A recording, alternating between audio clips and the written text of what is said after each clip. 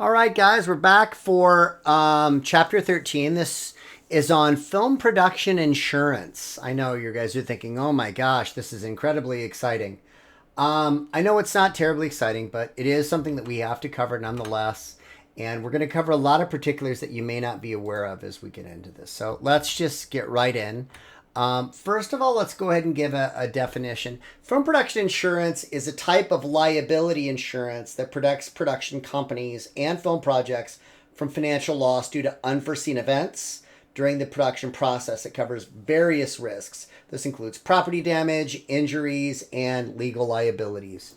Stuff happens, and I think it's one of those things that you need to look at and be aware of. So first of all, let's go through all the different types. There's a million of them, so we're going to go through these first of all. And these are the ones that I feel like are the most common. There's going to be some that are not mentioned in the book, and the book mentions some that aren't here. But I think this list is what's important. So first of all, we have liability insurance. That's just a basic term, and it protects against legal claims and financial consequences if someone is injured or property is damaged. Maybe a rental camera is damaged, or maybe someone gets hurt during a stunt, or a light falls on their head, something like that. Workers' compensation insurance covers injuries and illness to cast and crew. Maybe you're traveling and everybody gets sick on shellfish and you guys can't work for a day, so everybody still gets paid. Or someone ends up hospitalized, the insurance will pay for that. We also have cast insurance. This protects against financial losses. Maybe a key performer is unable to perform due to illness or injury or even death. Those are things that need to be covered, because what if Tom Cruise suddenly can't do it because he's got the gout or something. Also, we need to talk about equipment insurance. This is not a policy that you usually take out on your own. It's usually a policy that is taken out with the rental house. So you would go ahead and pay the rental house an additional charge. This allows you to go ahead and have gear out in case you drop a lens or you break something. Stuff happens. Another type of insurance here is called errors and omissions.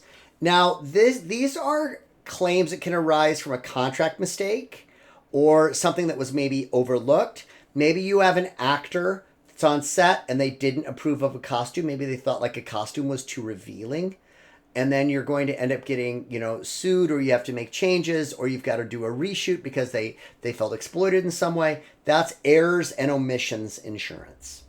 There's also what we call third-party property damage. So maybe you're on set and you're in downtown Omaha and your truck backs into a light pole and damages it.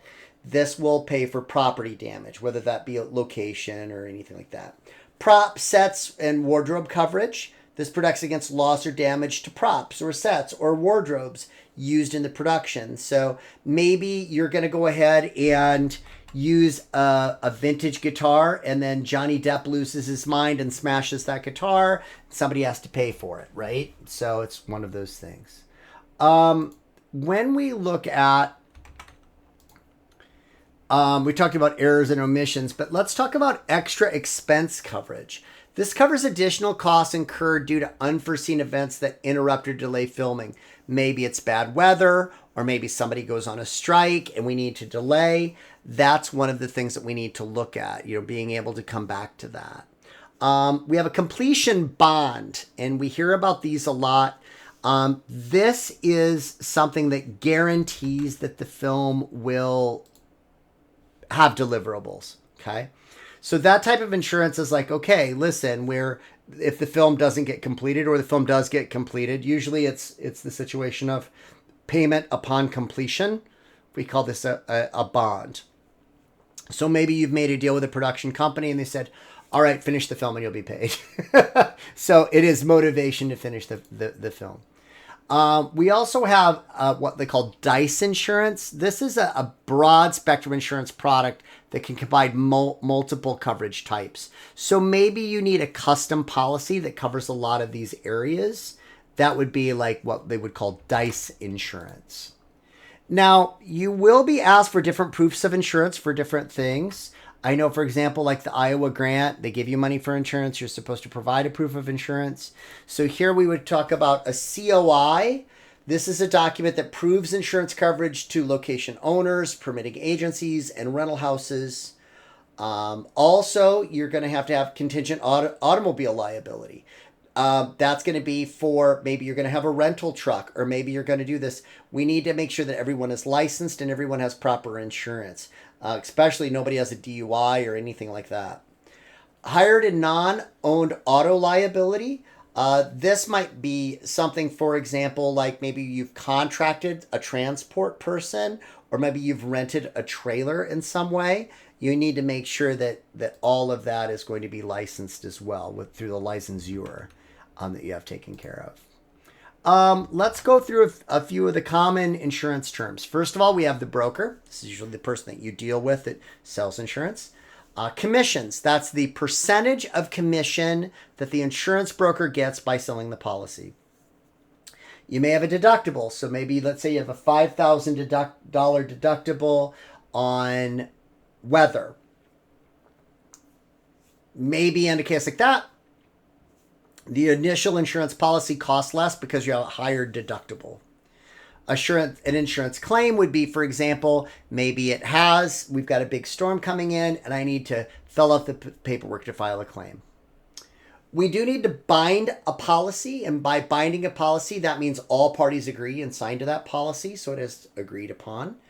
A certificate of insurance is a proof of insurance that is provided to other vendors that shows that you have all the stuff that you need. And then your named insured are the parties that this insures. So that might say the executive producer, the director are insured, but maybe the costumer is not. So we have additional insured. That usually happens a lot with locations. So we're going to insure the film, but also the location. Okay, so let's go ahead and we'll move on. Other terms, third-party terms. This would be, for example, maybe I'm insuring someone who is like a production house who's doing work with us, a subcontractor. That would be like a third party. An additional insured would, for example, be like maybe a location. It might be someone who is maybe a provider, maybe an artist or something like that that's providing things. A term that they're going to look for all the time in figuring out what percentage of insurance is your gross production cost. What does it cost to produce, separate from taxes, the production prior to distribution? There might be policy limits. So, for example, maybe you're going to get sued, but maybe it's limited up to $1 million, or maybe it's up to $5 million. But anything beyond that, you would be liable for. So the policy has limits. An audit would be if someone was going to check it, or maybe go ahead and check a claim. And then we have force majeure, or an act of God. That would be, for example, maybe you're set up, a tornado comes in and destroys your set. That would be like a force majeure. Okay. Let's go ahead and talk about specialty insurance considerations. You would have like stunts and hazardous activities. For example, we insured the cross for one day that we burned the cross, and that was something that we did. It was very inexpensive. I think it was $130 or something like that. But we were going to burn a cross. They asked if there was going to be law enforcement there and all those kinds of things. There was. We were able to do that. That day also had animal use in it as well, because we had a horse on set. So you want to have specialty insurance because you don't want to burn somebody's house down, or you don't want to hurt somebody's horse, or have your horse kick somebody, one of those things. We also have possibly dangerous locations. Maybe you're going to go ahead and make The Force Awakens and you need to shoot at a remote little island someplace. That would be considered a dangerous location because you've got to get there, you've got to shoot, it's difficult. Maybe specialty vehicles. You're making Twister and you need to have a truck that's able to go ahead and shoot at high speeds, while moving. Or maybe you have weather insurance. We're going to insure because maybe it's hurricane season and we don't want to get hit by a hurricane or something like that while we're shooting, in the Florida Keys or something like that. Our proof of insurance, you may be asked for a variety of different types. There's what we call evidence only, which just says, hey, we got insurance. You would probably be asked to show an equipment rental certificate. This would be for maybe if you're using a third-party vendor for insuring equipment use. Location certificate, which says, okay, this location is insured. A permit certificate, that's a little bit separate than a proof of insurance, but that would say, listen, I have a permit certificate for use of this location or use of this area or use of this item, and then I want to go ahead and, insure that. And then, of course, an auto certificate or a proof of insurance for auto, which everyone carries in their car if you have a car. So that's going to be something that's quite common. Okay. So what is a completion bond? And we talked about this earlier, and I want to define this a little bit more. But a completion bond is a surety bond that guarantees a film project will be completed on time, within budget, and according to the agreed upon script and production plan. It's essentially a financial guarantee for investors and lenders, ensuring the project will be delivered as promised. If you do not fulfill your completion bond, you're in violation of the contract and you may not be paid. So it's one of those things about, all right, listen, you'll be paid, but only if the project is finished. So that's very, very important when we take a look at that. Okay.